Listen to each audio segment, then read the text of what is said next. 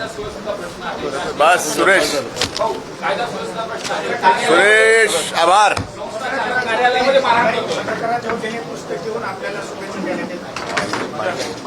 की मांग है कि ये जो पहले ज़माने में कुछ 10 साल पहले ये जो एग्ज़ाम ऑफलाइन ली जाती थी वो वापस ऑफलाइन लेना चाहिए और ये जो भ्रष्टाचार है वो लोगों के सामने आना चाहिए, ऐसे हम सबकी मांग है. इस पूरे मामले में उसमें विखे पाटिल इनकी रिजाइन की भी मांग आपने की है. कई सारे जो ऑफिसर्स है या फिर मंत्री है उनकी रिजाइन की मांग. नहीं, वो तो तलाटी भर्ती के बारे में जो विखे पाटिल जी है उनके रेजिग्नेशन की मांग वहाँ पे की है, लेकिन उसके रिपोर्ट को और कुछ दिन बाकी है. वो रिपोर्ट क्या आता है वो हम देखेंगे. उसके बाद डेफिनेटली ये जो जब मैंने ये मुद्दा वहाँ पे आगे लाया था तब उन्होंने बोला था कि रोहित पवार के ऊपर एफआईआर किया जाएगा, या मैं करूँगा. अभी हमारे पास तो प्रूफ है. अभी मैट ने भी एक्सेप्ट किया कि वहाँ पे तलाटी भर्ती में भ्रष्टाचार हुआ है. अगर इतने प्रूफ है तो आगे जाके डेफिनेटली एक इंटरनल रिपोर्ट अभी बनाया जा रहा है. वो रिपोर्ट आगे जैसे ही आएगा तो वहाँ पे भी पता चलने वाला है कि तलाटी भर्ती में बहुत बड़ा भ्रष्टाचार हुआ है. और जब रिपोर्ट हाथ में आएगा तब विखे पाटिल जी का इस्तीफा हम 100% वहाँ पे मांगेंगे. दादा, जिस तरह से नासिक में 5-6 मौतें हुई है, भिवंडी में मौत हुई एक महिला की, उसके बाद जो TDRF का जो जवान था डिजास्टर मैनेजमेंट का ही, जो लोगों की जान बचाने उसकी मौत शाहपुर हाईवे पे हुई है. इतने रास्ते खराब है. सरकार कह रही थी कि हम कॉन्क्रीट मुक्त जो है, गड्ढे मुक्त जो है करेंगे महाराष्ट्र को, मुंबई को. क्या ये भ्रष्टाचार हो रहा है और लोगों की जान जा रही है, उसके जिम्मेदार कौन है? देखो, जब बड़ा नेता खास करके मुख्यमंत्री एक आध राज्य के जैसे महाराष्ट्र के देवेंद्र फडणवीस जी जब मिसिंग लिंक के बारे में बात कर रहे थे, वहाँ पे जो गड्ढे वहाँ पे दिखे थे नए काम में, तब उन्होंने बोला था ड्यूरेबिलिटी टेस्ट में गड्ढे होना बहुत अच्छी चीज़ है.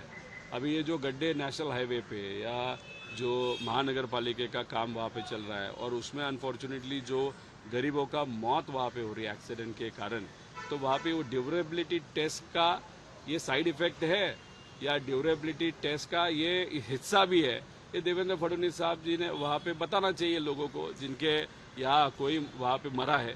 तो ऐसे आप अगर बड़ा नेता कैजुअली एक हाथ स्टेटमेंट दे देता है तो अधिकारी या कोई भी होता है उसको लगता है कि ठीक है खड्डा है तो बोल देंगे ड्यूरेबिलिटी टेस्ट था. इसीलिए जब काम किया जाता है तब अच्छे तरीके का काम न करने के कारण, उसमें भ्रष्टाचार होने के कारण वहाँ पे ये जो अधिकारी और नेता है वो लोगों को जो तकलीफ होती है वो अनफॉर्चुनेटली नहीं देखते. सिर्फ उनको क्या देखना है तो पैसा देखना है, माल देखना है, बाकी कुछ नहीं. क्या हत्या का मामला दर्ज होना चाहिए? क्योंकि ये बहुत संगीन मामला है. लोगों की जान चली जाती है. सरकार और अधिकारी सिर्फ बाद में जाके गड्ढा भर देते हैं, लीपापोती हो जाती है, कुछ नहीं होता बाद में. देखो, वहाँ पे अगर उनके परिवार के तरफ से कोई भी कोर्ट में जाता है, एफआईआर करने की कोशिश करता है और एफआईआर अगर पुलिस नहीं लेती तो डेफिनेटली हम सपोर्ट करेंगे कि एफआईआर लेनी चाहिए और वहाँ पे कार्रवाई उस अधिकारी या जो भी व्यक्ति जिम्मेदार है उसके ऊपर कार्रवाई होनी चाहिए. सुनेत्रा पवार इनको गूंगी गुड़िया इस शब्दों का प्रयोग जो है कांग्रेस द्वारा किया जा रहा है. क्या आपको लगता है अजित पवार अगर होते तो इस शब्दों का इस्तेमाल करने की कोई सोच भी नहीं सकता था?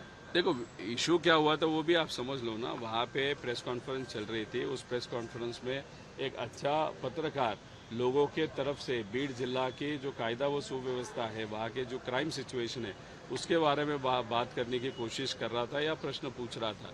लेकिन वो प्रश्न पूछते वक्त वहाँ के जो नेता है, लोकल नेता है, पहले राज्य के थे अभी तालुका के नेता हो गए, उन्होंने जिस तरीके से एक पत्रकार को वहाँ पे शांत किया या शांत बैठने के लिए कहा, वो एक गलत था. अगर दादा होते तो वहाँ पे वो उस नेता को शांत करते.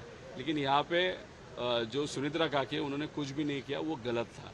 उसी के साथ गूंगी बुढ़िया ये एक साइड से अच्छा भी है और एक साइड से स्टेटमेंट बुरा भी है. अच्छा क्योंकि बहुत लोगों ने जो इंदिरा गांधी जी के ऊपर टिका करते थे या विरोध करते थे वो कहते थे ये गूंगी गुड़िया क्या करेगी. लेकिन बाद में जब उनको अपॉर्चुनिटी मिली तब उन्होंने इतना अच्छा सुंदर काम किया है इंदिरा गांधी जी ने. आप सबको मालूम है नेहरू जी के बाद किसका नाम लिया जाता है अच्छा प्राइम मिनिस्टर में, तो उनका नाम लिया जाता है. तो अभी अगर आपके पास पद है, मतलब सुनेत्रा जी के पास अगर पद है, लेकिन उस पद का उपयोग अगर आप एक आध पत्रकार के ऊपर अन्याय होता है उस अन्याय रोकने के लिए उस पद का इस्तेमाल नहीं करते तो वो गलत चीज़ है। सर सिद्धिविनायक के केस के मामले में भी जो है कई करोड़ों का स्कैम जो है वो बाहर आ रहा है। राज ठाकरे ने इशू उठाया, उन्होंने बाकायदा एकनाथ शिंदे जी को लेटर भी लिखा था। कैसे देखेंगे सर? जो जिम्मेदार है उनको पकड़ो, जेल में डालो, और कौन कौन बड़े लोग उसमें है सब देख लो। और कोई भी क्राइम करता है, क्रिमिनल माइंडेड रहता है, उसको जात धर्म पार्टी नहीं होती, जो भी पार्टी का हो उसको उठाओ, जेल में डालो। और लेकिन मुझे कभी कभार ये भी प्रश्न पड़ता है, ठीक है, श्री सिद्धिविनायक जी का जो मंदिर है वहाँ पे उसके बारे में हम चर्चा कर रहे हैं। प्रभु श्री राम जी के ट्रस्ट में जो 1500 करोड़ का घोटाला हुआ उसके बारे में चर्चा क्यों बंद हो गई, ये भी देखना पड़ेगा। एसआईटी क्या कर रही है वो भी देखना पड़ेगा। जिस तरह से चुनाव आयोग ने एक पत्र भेजा है सत्तेज जोले को, और जो भी नियुक्तियां हुई है, चाहे उनकी खुद की नियुक्ति हो या उनके द्वारा की गई नियुक्ति, और जो अमेंडमेंट किए गए उसको लेकर प्रमाण मांगे हैं, सबूत मांगे हैं। अगर नहीं दे पाते हैं तो उनकी खुद की पोस्ट जो है उस पर खतरा आ सकता है।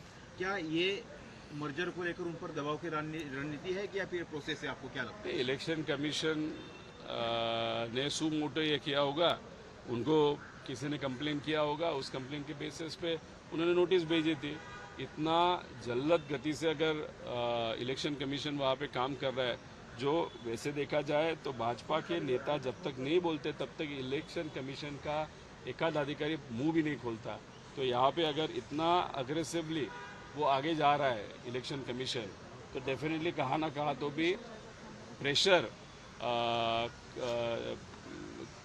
इस अजीत दादा के पक्ष को फोड़ने के लिए या तकलीफ देने के लिए भाजपा कर रहे हैं, ऐसे हम कह सकते हैं।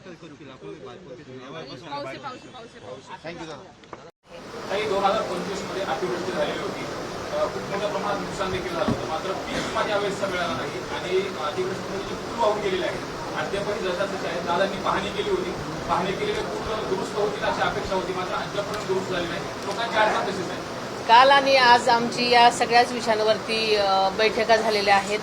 अनेक मागच्या गोष्टींचा आढावा घेण्यात आलेला आहे आणि संबंधित अधिकाऱ्यांना त्या प्रकारच्या सूचना कामं पूर्ण करण्यासाठी देण्यात आलेल्या आहेत. कारण माझ्याबरोबर सगळेच लोकप्रतिनिधी होते, त्यांनी तुम्ही सांगितलेल्या गोष्टी सांगितलेल्या आहेत. त्यामुळे सगळ्यांनीच ज्या काही गोष्टी सांगितलेल्या आहेत, जी काही कामं प्रलंबित होती त्या पूर्ण करण्यासाठी मी सूचना दिलेल्या आहेत. हां, त्यासंबंधी सुद्धा आमची काल चर्चा झाली आणि पुढील कारवाई करण्यासाठी मी सूचना दिलेल्या आहेत. बस सुरेश आभार. कार्यालयामध्ये मारहाण करतो. माहिती